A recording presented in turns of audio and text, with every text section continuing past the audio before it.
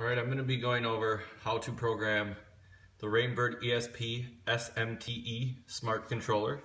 It's essential that you get the weather station with this controller and mount that up on the side of your roof, on a pole, but mount that and you're using that in correlation with this controller to get maximum effectiveness and water savings and a healthier, happy lawn. Now, set date and time is going to be pretty simple. Just the plus and minus will change it. It's August 8th, same thing next, 2015. Set the time. For controller configuration, you enter the zip code. This is 12345. Plus minus will just change it. Yes, this is correct. And then we are going to select by days of the week. This is even odd watering restrictions. I have it on odd days. I will select that. I don't want to block any days of the week, so I'll select none. You can select certain days and turn them on to block. Say, if you always mow on Sunday, you don't want it to water on Sunday, you can block out Sunday. I have 2 watering windows. It starts with just one. We will set from 12:30 a.m. to, I want 11 a.m. And then a second watering window can be on and off. I just want it to water in the mornings maybe. And then block days, so this doesn't matter because we don't have any block days. Water every day except block days between these times during the block days. That's what that is. Shut off for watering for 1 full day. You can change the amount of days and you can change the amount of rainfall. You can go up or down. I'm going to do it for 1/4 inch of rain. It will block for 1 full day and won't water. So that'll just give you a review of what you did. It'll give you the zip code, the days it's running on, and it says no 31st. I think you can run it on the 31st, but we're not going to worry about that. And the watering window when the time is allowed. Daily watering window. Now we'll start inputting zone information, and this is where the real magic happens. We'll use the setup wizard, zone 1, and I will turn zone 1 on, enabled. We will choose the soil type, and here it is sandy clay or silty clay as they call it. So I'll move the arrow down to silty clay and select that. It will allow you to select the type of irrigation, whether it's a sprinkler or drip lines. Point source drip is where you put drip emitters just to each individual plant, and inline drip grids can be used and turf. Or you can use time-based and set an amount of time you want to water. I'm going to choose a sprinkler type. Select watering windows, first and second watering restrictions. Oh, no, wait. Yes. On restrictions. Sprays. Now, it's sprays, rotors. Sprays are stationary sprays that pop up and spray. Rotors rotate back and forth and cover a larger area. Rotary nozzles are nozzles that fit spray heads and they rotate around and water sort of like a rotor. Bubblers go right on plants, but for most part you're going to be using sprays and rotors and maybe some drip. This zone 1 for me is rotors. It'll give me the application rate. This is a good application rate to use if your Rainbird heads. Some of the older heads may use more. Hunter heads may use more. If they're 2.5, you might have to actually change up or down inches per hour. And then it will allow you to select slope. There is very little slope in this yard, so I will just set, I think it's probably about 3 to 4 degrees slope.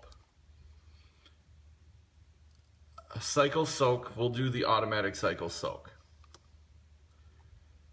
And it is ground, it is grass, turf. You can decide what plantings it is. It is bluegrass up here because I'm in the northern regions. Bermuda or St. Augustine if you're in the south. Root depth, it is definitely not 3 inches. I've been digging, I would say it's probably 2.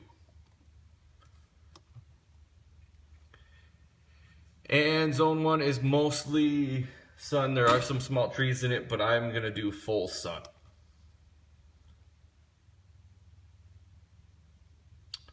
When the soil drops to 60% moisture, it's going to decide that it needs to water. That's what that is. You could do 50 or it'll go by each individual percentage. But 60 is fine. That's, what is that, 1/5 of an inch of rain? It's established. And then we'll be able to program the next zone. Now zone 2, I will go on again. Zone 2 is the same silty clay.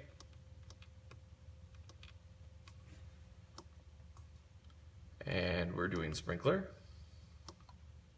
It's like the same watering restrictions. This time it is sprays, and you'll see it'll give me a different application rate.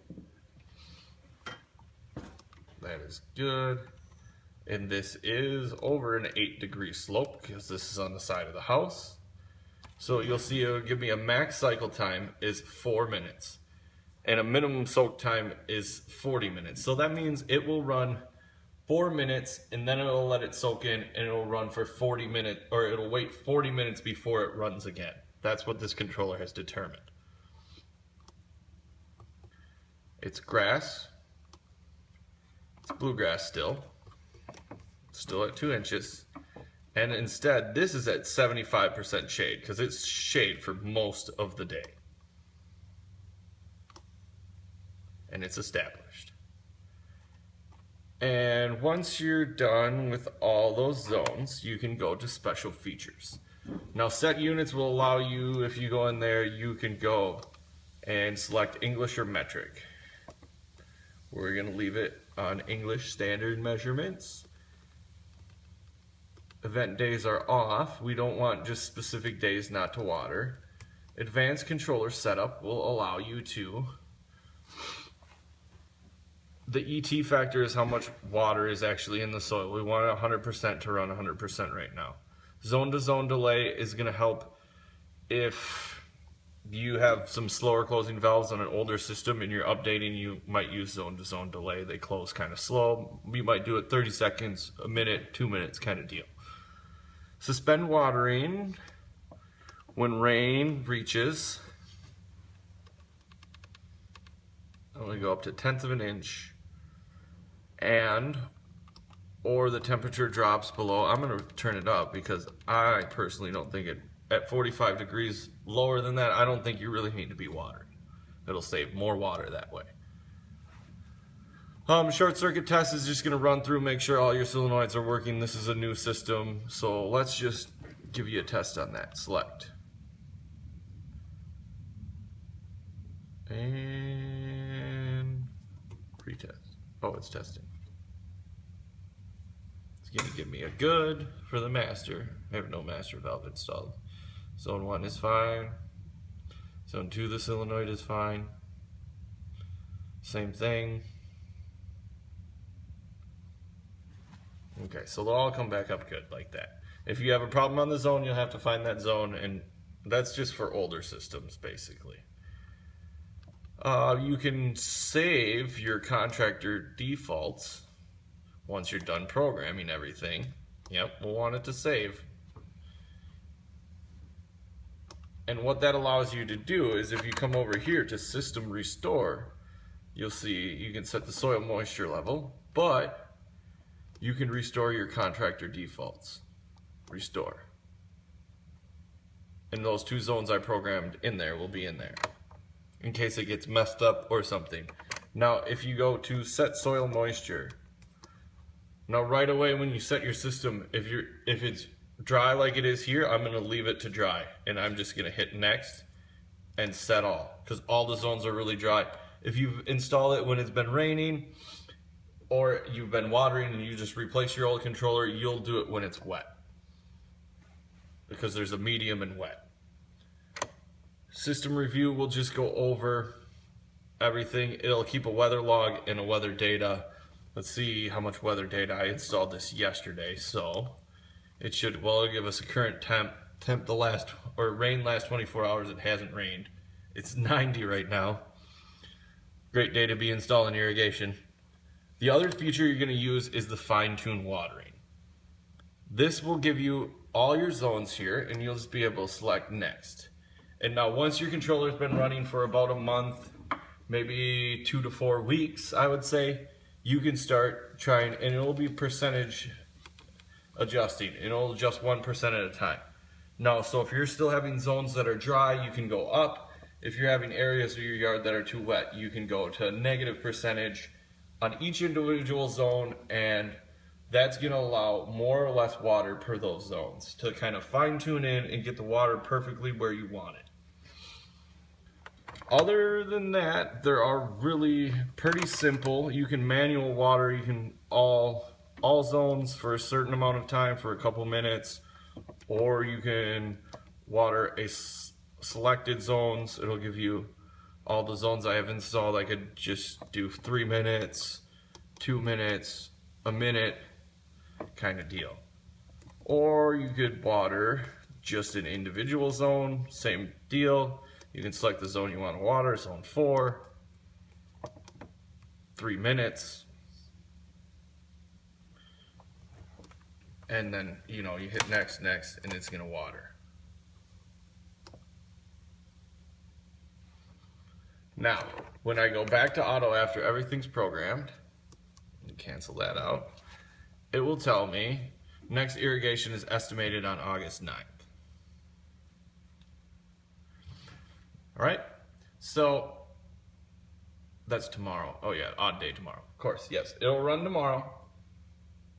And basically any other thing about the controller that you need to know is there are 2 sensor ports here. It comes standard and it says do not install the sensor wires. The weather station wires go into here. The polarity doesn't matter, which is the red and white wire don't matter what they go into. They just attach into there, and that runs outside